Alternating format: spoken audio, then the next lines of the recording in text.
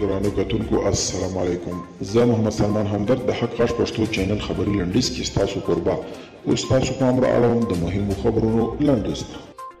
امریکا وايي روسیه په دسمبر میاشت کې د شویو سایبر بریدونو مسؤله ده. امریکا استخباراتي ادارو په یوه ګډه اعلامیه کې ویلي د دې احتمال دی چې روسیه به د دسمبر میاشتې د خطرناکو سایبر بریدونو تر شا وي.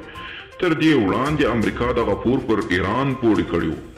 د افغان چارواکو او خلیجات په لیدنه کې په سیمه او افغانستان کې پر روان وضعیت او سولې خبرې شوې دي. دواړو لورو ټینګار کړی دی چې باید د سولې خبرې ته لاسته راوړنې وساتي، د یو مستقل پیاوړي او باثباته افغانستان د جوړېدو سبب شي او روان تاوتریخوالي دي ژر تر ژره کم کړل شي.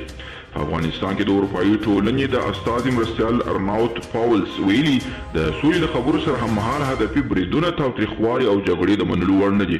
د ده په وینا دې مسألې اروپایي ټولنه اندېښمنه کړې ده او طالبانو ته په کار ده چې د سولې اوربند لوري ونیسي. په ولسي جرګه کې ټول استازو ویلي چې د ولسمشر میرمن اغلې رولا غني میلیوني غلاوې باید وڅېړل شي او ولس باید راپور وړاندې شي.